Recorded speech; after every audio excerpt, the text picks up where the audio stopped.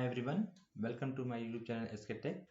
Today we are going to start the core concept of the Java, that is introduction to OOPS. So before starting to OOPS concept, let us understand why we have come across the OOPS concept, and before OOPS what was the other approach.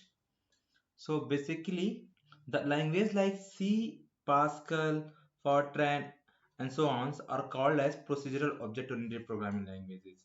Since in these languages a programmer uses procedures or a function to perform a task. So when a programmer wants to write some program, he will first divide the task into separate subtasks, and each of these is expressed as a function. So a C programming generally contains several functions which are called and controlled from a main method. Okay, this approach is called procedure object oriented approach. So as you can see here, procedure oriented approach, there will be always a main method and there will be having different methods which is having some task to perform it. So this was called as procedure object oriented programming. Okay, on the other hand, language like C++ and Java are uses classes and objects in their programs and are called as object oriented programming language.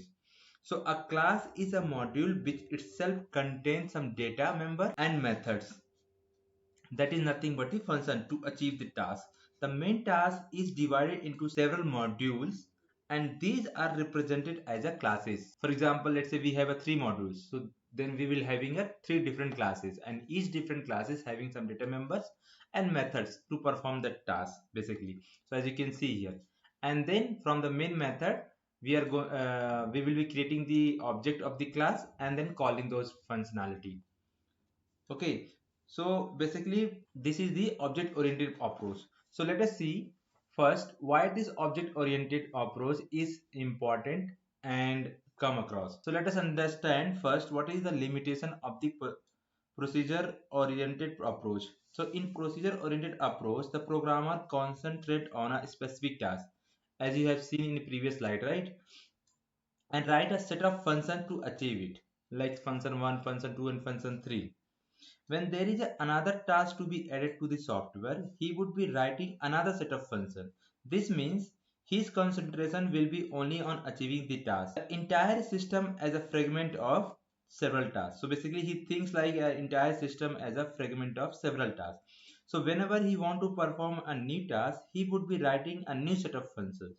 So there will be no reusability of previous functions in most of the cases. So if the programmer can construct a new module with the help of old module, that is reusing the old module, programming will become easy, like how we have seen here. So if we have created different modules and if we want to use the same modules in our new module, we can reuse it.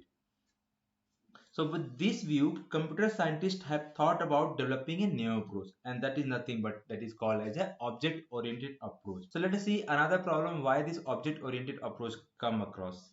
So when a software is developed, naturally code size will also be increased.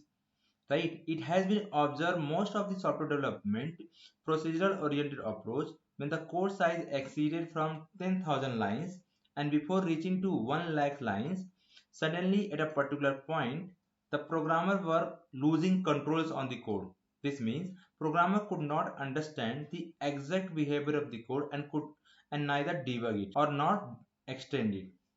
This poses many problems, specifically when the software was considered to handle a bigger and complex system.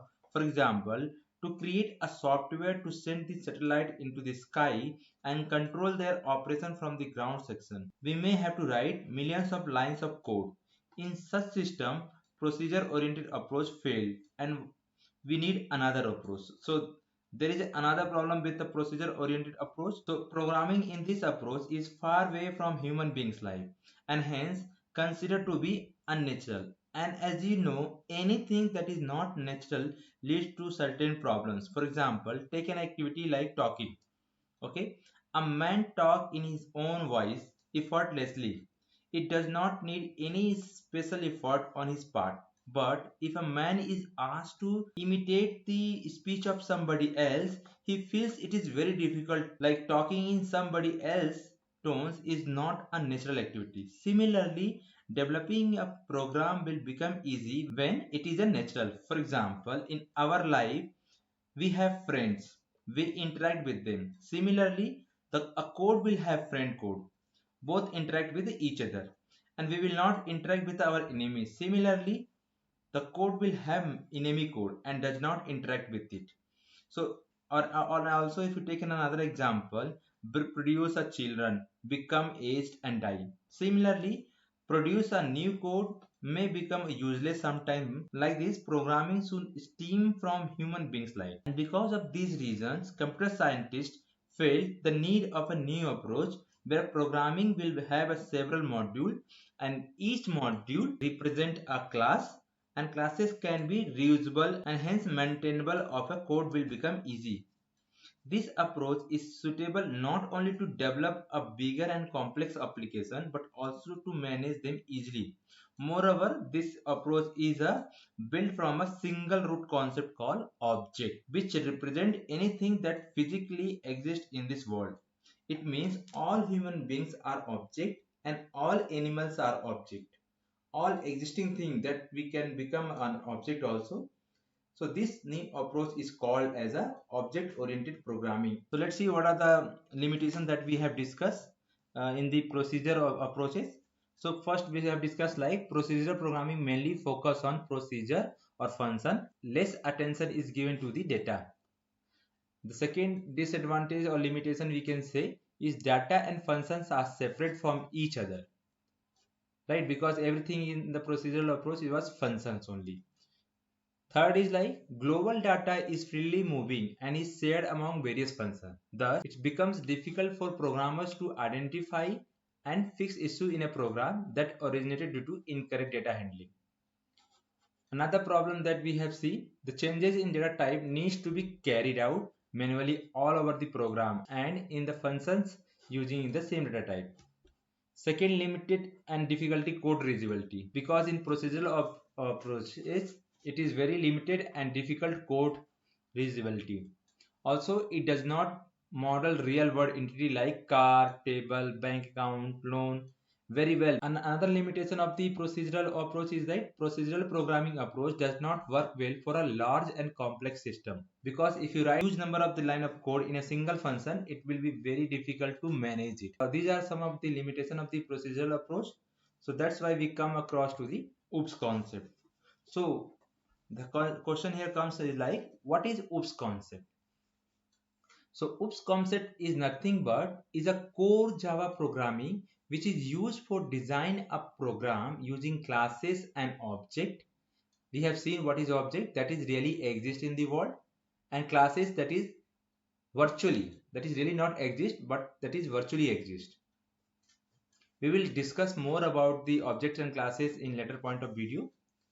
So basically, so what is OOPS concept? OOPS can also be characterized as a data controlling for accessing the code. In this approach, programmers define the data type of a data structure and the operations that are applied to the data structure. So that is OOPS concept. So what is OOPS in Java? So OOPS in Java is to improve code readability and reusability by defining a Java program efficiently. We will discuss in more in detail. So main principle of the object-oriented programming are abstraction, encapsulation, inheritance, polymorphism. So these are nothing but it is called as a features of Java also. This concept aims to implement real-world entity in a program. So this is what I was talking about, the features of the Java. So there are many features related to the object-oriented approach that we are going to discuss in this chapter in a brief, and then we will discuss in detail one by one in later point of time. So some of the features like objects, classes, encapsulation, abstraction, inheritance, polymorphism. So let us discuss about each features of the Java one by one in a brief basically. So first we are going to discuss about the class and object. So what is class and object? So entire OOPS methodology has been derived from a single root concept called object. So an object, anything that really exists in the world and can be distinguished from the other. This definition specifies that everything in this world is an object. For example, a table, a ball, a car, a dog, a person, and so on. So everything will come under these objects. Then what is not an object? If something does not really exist, that is not an object. For example, our thoughts, our imaginations, our plans, our idea that really does not exist, right, are not object. They do not physically exist. So every object has its property and can perform certain operations. For example, let us take example of a person whose name is, let's say, Raju. So Raju is an object because he really exists and he has property like name, age, gender, and so on. This property can be represented by a variable in our programming. We have already seen what is variable, right? So something like this. We can define like string name, int age, and date DOB. So these are the properties. So similarly, Raju can perform some action like talking, walking, eating, and sleeping. We may not write code for such action in a programming, but we can consider calculation and processing of data as an action. These actions are performed by method. We will see what is a method in detail. So an object contains variables and method. So it is possible that some object may have similar property and action. Such objects belong to some category and that is nothing but called as a class. So for example, let's say we have a two person. One person is John and second is Daisy, right? So these two belongs to category called person, right? Which have some same property, something like this person John has a unique ID. It can have name, it can have age, city, and gender.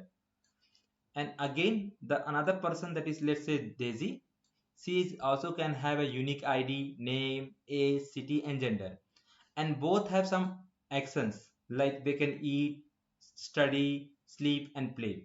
So these kinds of things will categorize as a group, and that group is called as class. Now the observe here, person will not really exist physically. Only this John and Daisy is really exist, right? This means a class is a group name basically and does not exist physically, but object like John or Daisy really exist. So these are called as object. So this is a brief introduction about the objects and class. Let's discuss about the next point, that is encapsulation. So what is encapsulation? So encapsulation is a mechanism where the data, that is nothing but the variable, and the code, that is nothing but the method, that act on the data will bind together. For example, if I take a class, we write the variable and method inside the class. So the class is binding them together, right? So the class is an example of the encapsulation, like how we have seen here. This class is having some data member and method, and that is binding together. So that is something like this. Let's say this is the class, and then class is having variables and method. So the binding of these methods and variables are called as encapsulation. So the variable and method of a class are called as member of a class. Generally, the variable in the class are declared by using the keyword called private. This means the variable are not directly available to any other class. We will see in detail about the access specifier. Basically, there are different types of access specifier. Out of that, the private is the one of them basically. So the method of a class are declared as a public. This means the method can be called and used from anywhere outside of the class. So to use the variable from the outside, we should take the help of a method, because there is no other way of interacting with the variable, because we have already declared the variable as a private and that is not visible outside of the class. Right. This means outside do not know what variable are declared inside the class and what code is written in the method and that is giving the result. Other can only use them and obtain the result. So basically encapsulation protect the inner implementation of the member of a class from the outside of the environment. So this is the brief introduction about the encapsulation. Let's see the next OOPS concept or OOPS feature in the Java, that is abstraction. So what is abstraction? So there may be a lot of data a class can contain and a user does not need the entire data. So the user required only some part of the available data. In this case, we can hide the unnecessary data from the user and expose only that data that is interest to the user. This is called abstraction. So a good example of abstraction we can say as a car. Okay, so if you can see, without abstraction, user is worrying about all the internal implementation of this car, like how the engine is working, how that is designed and all, right? So with this, without abstraction, if you know everything, he might get confused to use this car, because user only need to know how to drive it, what is the driving, what is the horn, how many tires are there, all are working fine or not. These are some of the basic information that he need. He don't need to know what are the implementation or how it is designed internally, what are the mechanism it is used. So with abstraction he can be very happy to use that car, but without the abstraction he might be worrying about what is the design, so it will be confusing for us. So this is the best example, if you can see, is the abstraction.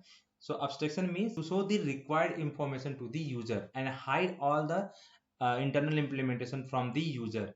That is called abstraction. Let's move ahead and see the next important feature we want to discuss is inheritance. So what is inheritance? So basically it create a new class from existing class, so that new classes will acquire all the feature of the existing class. That is called as inheritance. A good example of inheritance in nature is parent producing the child and child inheriting the quality of the parent. Let's take an example. Let's say we have a class called mobile, which is having some features like members and members, that is variables and method. So if we feel another class, let's say Samsung, wants almost same feature, then we can drive or create the class Samsung from the mobile. Now all the feature of the mobiles are available to Samsung, and if an object to Samsung is created, it contains all the member of the classes mobile and also its own member. So the programmer can access and use all the member of the both the classes Samsung and mobile. Similarly, if we have a class called Nokia and he wants all the feature available from the mobile class, he can simply extend this. So basically by default all the functionality of the mobile class will be available to the Nokia class, and also he can implement his own features. Similarly, it goes to the iPhone. So there are three advantages of inheritance. First, we can create more useful classes needed by the application. Next, the process of creating the new classes is very easy since they are built upon already existing classes, right? And the last but very important advantage is managing the code becomes easy since the programmer creates several classes in a hierarchical manner and segregate the code into the several modules. So this is the introduction about the inheritance.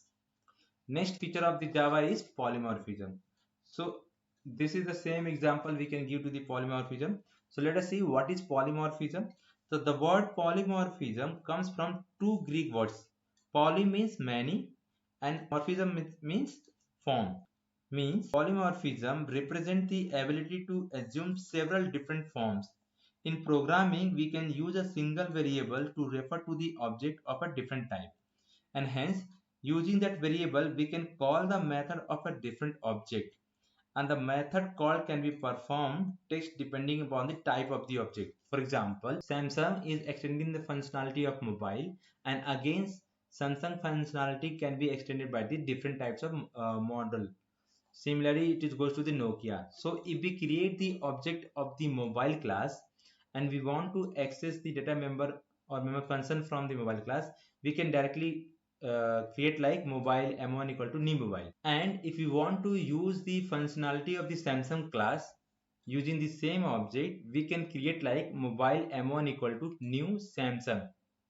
Similarly, it goes to the mobile m1 equal to new Nokia. So if you can see, using the same variable, we can call the different functionality of the different classes depending upon what types of class we are assigning it. So don't worry about this. We will discuss in detail in later point of time each topics with the help of the example.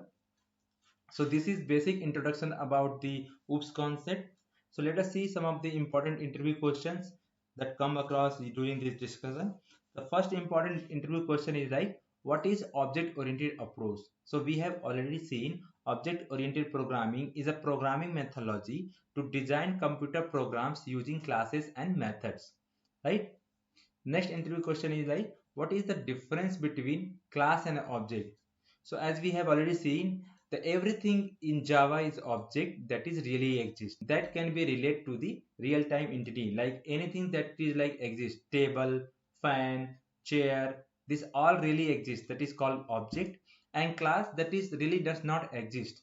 Let's say flower. So flower is not really exist, but if you say like rose, lily, those are really exist. Those are called as object, and flower called as classes. So classes is a blueprint basically. Next important interview question is like, what is the difference between object oriented programming language and object based programming language? So all the languages who follow all the feature of the OOPS called as object oriented programming language, like C++ and Java are the object oriented programming language, and the programming language which follow all the feature of the OOPS except the inheritance, those are called as object based programming languages. For example, JavaScript and VBScript, that comes under this category. So that's all for the today video. In next upcoming video, we are going to discuss each of the Java feature like classes and object, inheritance, polymorphism, encapsulation, abstraction in detail one by one. So stay tuned. We'll meet you soon. Thank you.